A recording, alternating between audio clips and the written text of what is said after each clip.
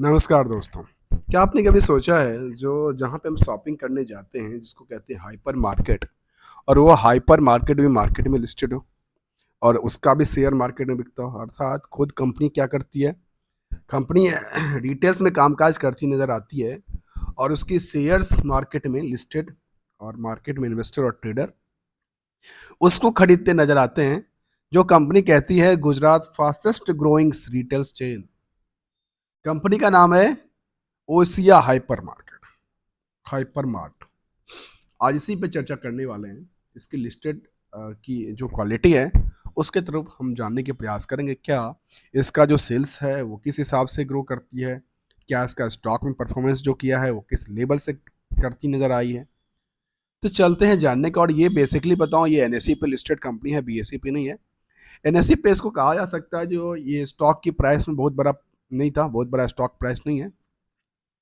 23-24 रुपए के आसपास देखूं, जो कि थोड़ा सा बढ़ने के बाद हुआ। तो मैं करंट मार्केट प्राइस को वैसे भी आपके सामने डिस्कस करता नहीं हूं, क्योंकि ये तो प्राइस एक बनी बनाई प्राइस होती है। और बनी बनाई प्राइस कैसे होती है, जहां पे तीन कंपोनेंट ऐड ऑन होते हैं, एक फंडामेंटल, एक टेक्निकल और एक बनता है जिसको कहते हैं सेंटिमेंटल। इन तीनों कंपोनेंट को मिलने के बाद बनती है मार्केट की प्राइस। तो चलते हैं जानने के प्रयास करेंगे इस कंपनी के बारे में, जिसका नाम है Osian hyper retails market limited. ये कंपनी बहुत बड़ी पुरानी नहीं, देखने को लिस्टिंग जो लिस्टिंग हुई थी वो लिस्टिंग 2022 में हुई थी, जो भी दिसंबर के अंदर 23 मान लेते, 23 और 24, अर्थात फिलहाल 18-19 महीने से कामकाज करती नजर आती कंपनी लिस्टेड के ऊपर। क्या उनकी पोटेंशियल 18-19 महीने में क्या रही है उसको समझने का प्रयास करेंगे। साथ में कहती है जो इनकी पास और क्या इन्फॉर्मेशन है, कहती है outcome of the board meeting, share holders meeting, और ये सारी इन्फॉर्मेशन अनाउंसमेंट में करती नजर आती कंपनी। इंट्राडे के चार्ट इनका ये है, लेकिन हम पूरा ओवरऑल चार्ट देखने का प्रयास करेंगे। और ये भी कंपनी जो कि मार्च 23 के अंदर क्या करती है, फेस वैल्यू का स्प्लिट करती नजर आती है। दोस्तों, मैंने अपने हर एक वीडियो में, हर एक स्टडी में कहा है कि मुझे खुद समझ नहीं आता जो इतनी छोटी सी जो कि वो मार्केट वैल्यूशंस होती है, अर्थात मार्केट शेयर प्राइस को लेकर के देखा जाए तो उसमें 10 रुपये को तोड़ के आप 1 रुपये कर देते हैं, 10 को तोड़ के 5 कर देते हैं, 2 कर देते हैं। ये मतलब क्या टेक्निक है, मुझे समझ नहीं आता कि ऐसा ऐसा करने से बेनिफिट क्या होता है। क्या नंबर ऑफ शेयर बढ़ जाते हैं? ये तो करेक्टली है, नंबर ऑफ शेयर बढ़ जाएंगे, लेकिन क्या मार्केट में कहाँ पे पोटेंशियल बनती है, इसकी हम समझने का प्रयास करते हैं। चलते हैं एक नज़र कहाँ पे, हम कंपनी की वेबसाइट्स के ऊपर। कंपनी पे देखा जाए तो इनके बिजनेस क्या है, इसके बिजनेस में देखा जाए तो कहती है अचीवमेंट एंड अवार्ड भी मिला है इनके पास। और अबाउट में देखा जाए इनके पास कितने चेन है, ऐसा केवल गुजरात गुजरात में है या कहीं और भी देखने को मिलता है। कहती है गुजरात बेस्ड कंपनी, और ये कहती है जो हम grocery, fruits and vegetables, furniture, मतलब एक ही दुकान के अंदर, एक ही छत के नीचे आपको ये सारे सामान मिलते नजर आते हैं। जहाँ पे ग्रोसरी भी खरीद ले सकते हैं, फ्रूट्स एंड वेजिटेबल्स भी हैं, इसके बाद फर्नीचर्स के आइटम्स हैं और होम फर्नीचर्स भी हैं। और क्या निकल के आती है, हैंडीक्राफ्ट्स एंड हैंडलूम है, हाउस होल्ड की चीज़ें हैं जिसमें जिसमें कि बर्तन और वो सारी चीज़ें आती है। उसके बाद निकल के आती है क्या, मेंस एंड वियर भी बेचती है, लेडीज वियर भी बेचती है, किड्स वियर।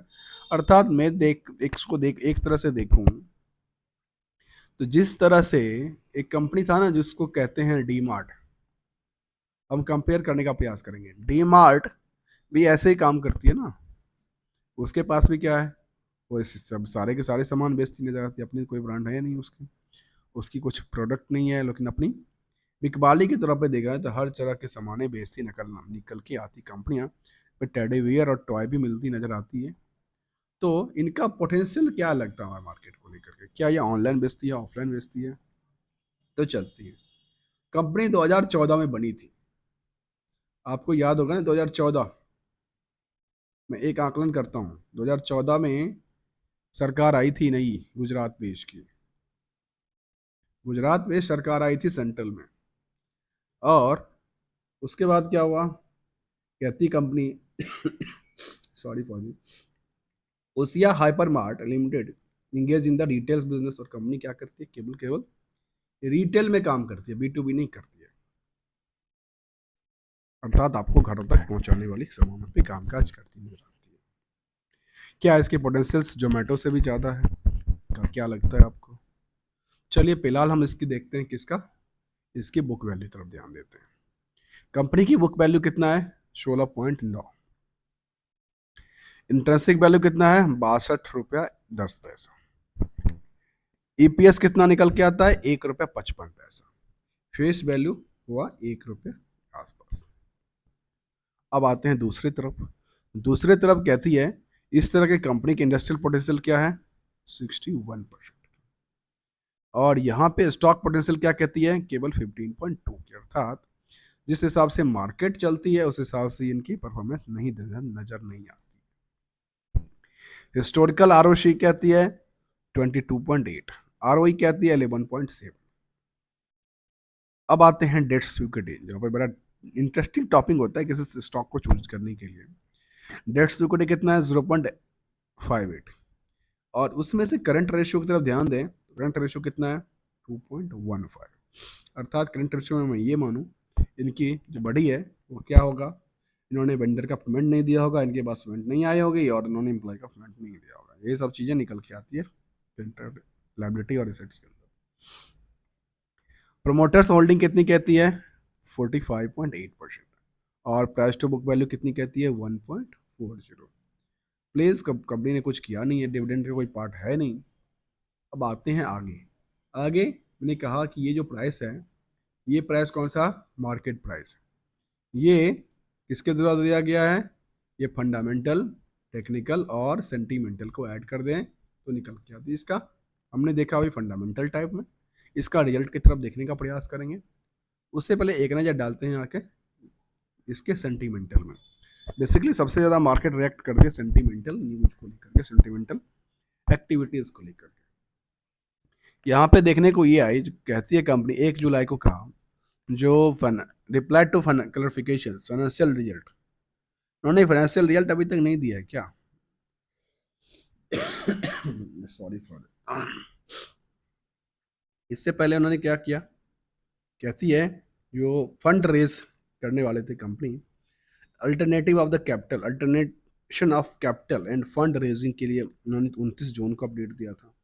और यहाँ पे एक क्लिफिकेशन दिया है, और क्या क्लिफिकेशन था, ओसिया मार्ट, हाइपर मार्ट को लेकर के कंपनी ने कहा है, subject to the submission of the reply clarification on the financial result with respect to the email dated on the June 26 को उन्होंने भेजा था।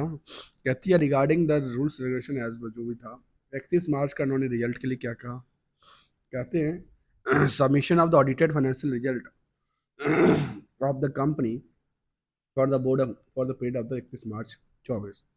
इसके बाद कहती है reference to the clarification of the financial result the board have dated 30 May 2024 regarding financial result submitted date financial result not signed by the authorised signatory for the clarification short please.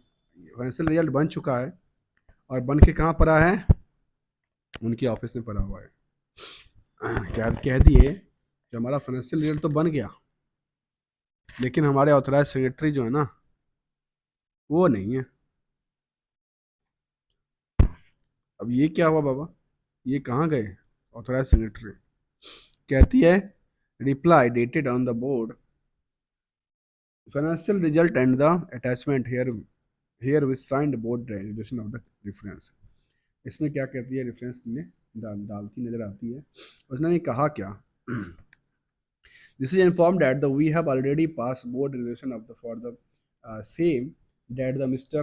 Archana Nagrani जो कि DIN number इतना director of the company be and is hereby the authorise to sign the said financial result.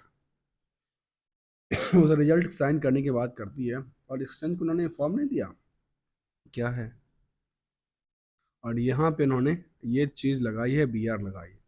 मतलब जब उन्होंने कम stock exchange ने कहा तब इन्होंने लगाई।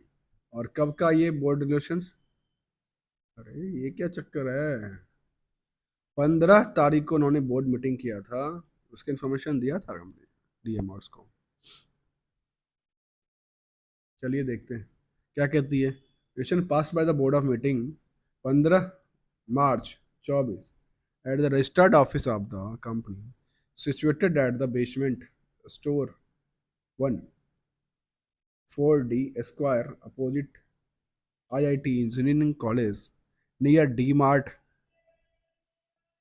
इससे कंपटीशन है ना, कंपटीशन वाले के पास ही खड़े हैं। गांधीनगर में इनकी है ऑफिस, हाईवे मुदरिया अहमदाबाद। इसके बारे में चर्चा हम नहीं करेंगे ज़्यादा, चलते हैं आगे और समझने का प्रयास करते हैं इसके बारे में। एक नज़र कहाँ पे, इसकी पोटेंशियल की तरफ। सबसे पहले देखते हैं इसका क्या है पोटेंशियल को लेकर के, और आगे क्या कहती है रिजल्ट की तरफ। रिजल्ट कहती है, अब जाते हैं अब समझने का प्रयास करते हैं किसके ऊपर, अब समझने का प्रयास करते हैं टेक्निकल में।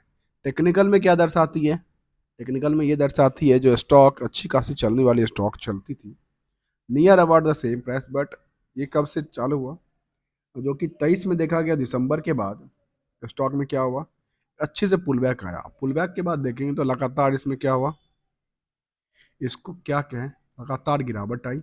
गिरावट के बाद सस्टेन नहीं किया कंपनी ने, सस्टेन करने की बजाय लगातार इसमें ट्रेंडिंग क्या बनती नजर आई, लगातार एक गिरावट की ट्रेंडिंग बनती नजर आई, जिसकी प्राइस को आप आंकलन करके देख सकते हैं। इसकी स्लिपिंग इसी हिसाब से निकलती नजर आती है प्राइस। ये था इसके लिए थोड़ा सा पोटेंशियल की तरफ। अब आते हैं इसके रिजल्ट में क्या कहते हैं। क्वार्टरली रिजल्ट क्या कहती है, क्वार्टरली कहती है हमारा सेल्स जो था वो नियर अबाउट इंक्रीज करती नजर आई है, 312 करोड़ तक गया है, 354 करोड़ तक था। तो इसमें क्वार्टरली रिजल्ट इनका अच्छा खासा देखने को मिला। ऑपरेटिंग प्रॉफिट मार्जिन भी कहते हैं, जो हमारा ऑपरेटिंग प्रॉफिट मार्जिन भी इंक्रीज करती नजर आई है। उसके बाद कहती है जो प्रॉफिट है, प्रॉफिट भी करीब 5 करोड़ के आसपास पहुंचा है, लेकिन इससे पहले भी इतना सारा प्रॉफिट उन्होंने बना चुका है, जैसे 505 करोड़ 10 लाख, 4 करोड़ 81 लाख के आसपास। तो ये इनसे ये कहा जा सकता है ये अभी टॉप पे तो नहीं, थर्ड नंबर पे ईयर में कामकाज करती नजर आई है। तो इनका सेल्स के हिसाब से प्रॉफिट डाउन हो गया। अब आते हैं प्रॉफिट की तरफ। प्रॉफिट कहती है ईयरली बेसिस में क्या कहती है, जो जहाँ पे 14 में इनके पास कुछ नहीं था, 14 में कंपनी बनी थी, 14 में इनके पास कुछ नहीं था, वो 15 से स्टार्ट होती है और सोचिए कितना 1100 करोड़ तक चला जाता है। ईयर ऑफ ईयर हिसाब से कितना जंप करता है, देखिए 7,732 करोड़ से सीधे 1100 करोड़ पे चला जाता है। ऑपरेटिंग प्रॉफिट मार्जिन देखें तो ये भी लगातार इंक्रीज करती नजर आई है। एवरेज देखा तो 6% तक आसपास पहुंचा है पिछले 2-3 साल में। अब आते हैं इसके नेक्स्ट, और नेक्स्ट कहती है प्रॉफिट के बाद। प्रॉफिट 14 में कुछ नहीं था, और 10 साल के बाद प्रॉफिट कितना है, 18 करोड़ का, अर्थात 18 करोड़ 1800% से ज़्यादा हुआ। अर्थात इनकी प्रॉफिट में कितनी बनती नजर आई, लेकिन इनकी जो स्टॉक की परफॉर्मेंस है वो उस लेवल से कामकाज करती नजर नहीं आई। कंपाउंडेड सेल्स ग्रोथ की बात करते हैं, जहाँ पे 10 साल में इनके पास कंपाउंड 121% और बाकी सारे अच्छे देखने को नजर आते हैं। कंपाउंडेड प्रॉफिट ग्रोथ की बात करते हैं तो ये भी अच्छा नजर आता है। स्टॉक प्राइस CAGR के हिसाब से देखा है तो यहाँ पे एक साल में गिरावट थी, ओवरऑल थोड़ा सा एवरेज देखने को मिला है। रिटर्न ऑन इक्विटी की देखें तो 10% से एवब ज़्यादा है, तो इसमें हिसाब से एक तरह से ठीक देखने को। इनका कुछ पैसा फंसा नहीं होना चाहिए, वैसे मुझे ऐसा लगता है। 13 दिन में पैसा आता है इनके पास, 13 दिन में पैसा आता है, तो वो क्या कहता है कितना डेटर फंसा हुआ इनका। तो डेटर देखा जाए तो कितना डेटर है, करीब करीब 68 करोड़ का। और 68 करोड़ के बेसिस पे देखें तो कितना है, करीब करीब कितना है, 68 करोड़ 1144 करोड़ के आसपास पे 68 करोड़ का फंसा है को, तो बड़ा ज़्यादा नहीं है। अब आते हैं इन्वेस्टर साइड में। इन्वेस्टर क्या कहती है इसके बारे में, इन्वेस्टर कहती है इसके बारे में, जो इन्वेस्टर कहती है जिसके पास प्रमोटर्स की होल्डिंग लगातार गिरती नजर आई है, अर्थात प्रमोटर अपनी पोजीशन को लगातार बिकवाली करती नजर आई है। जहाँ पे देखा जा सकता है 62% से गिरते हुए 45% पे आके खड़ी हुई है 4 साल के अंदर। अर्थात कितना पर बिकवाली किया है, हर क्वार्टर में कुछ ना कुछ बिकवाली करती चली है। खास के यहाँ पे 23 में 24 में लगातार बिकवाली किया है प्रमोटर ने, और मुझे लगता है कि इन्होंने बिकवाली किया उसके बाद मार्केट में और थोड़ा सा गिरावट का सिचुएशन हुआ होगा। और यहाँ पे FI है इस कंपनी में, और FI कहाँ की है, FI में देखने को मिली कि यहाँ पे 4% 3% की FI देखने को मिली है। FI यहाँ पे FI भी है, FI ही है, DI नहीं है देखने को मिलता है। मतलब कोई डोमेस्टिक इंस्टीट्यूशनल फंड को भरोसा नहीं है, लेकिन इसको भरोसा है फॉरेन इंस्टीट्यूशनल का। क्या प्रमोटर ही फ्रॉम फॉरेन तो नहीं निकल के आता है? तो इसमें प्रमोटर का ऐसा ऐसा नाम निकल के नहीं आता, सबके सब इंडिविजुअल के नाम निकल के आता है, जो कि इनके पास सबसे ज़्यादा पोजीशन बनती है, जिसका नाम है कविता। कविता के पास सबसे ज़्यादा, कविता चोपड़ा, इनके पास सबसे ज़्यादा पोजीशन देखने को मिला है। और इनके पास पोजीशन के बाद जो बिकवाली किया है वो किया है धीरेन्द्र चोपड़ा। इन्होंने पोजीशन में बिकवाली हुआ है, धीरेन्द्र के पोजीशन में लगातार 5% की गिरावट, 4% की बिकवाली, तो 4-4-5% की बिकवाली इन्होंने अपने पोजीशन से किया है। आगे चलते हैं, पब्लिक में क्या कहना चाहती है, पब्लिक में कौन है? तो पब्लिक में देखा गया तो यहाँ पे कोई भी बड़े नहीं है, जो थे किसी टाइम में पब्लिक के नाम में आते थे, वो सब यहाँ पे देखने को नहीं मिलती नजर आती है। ये हमने समझने का प्रयास किया कंपनी का, जिसका नाम था ओसिया, ओसिया हाइपर रिटेल्स। और इस कंपनी के हमने ओवरव्यू के तौर पे देखने का प्रयास किया, तो क्या दर्शाना चाहती है इसका, जो कि मार्केट तो लगातार बढ़ती नजर आती है सेल्स के बेसिस पे, जो कि आप इसके सेल्स में देख सकते हैं काफ़ी गुना इंक्रीज करती नजर आती है। तो क्या परफॉर्मेंस लेवल इसका क्या कहना चाहता है? इसकी परफॉर्मेंस के लिए हमारे पास हम लेते हैं किसको, गूगल फाइनेंस को, और हम लेते हैं गूगल फाइनेंस को, और गूगल फाइनेंस इसके बारे में क्या कहना चाहता है। फिर पे नंबर ऑफ परसेंटेज के हिसाब से देखा जाए, यहाँ पे हमने लिया ओसिया, ओसिया हाइपर।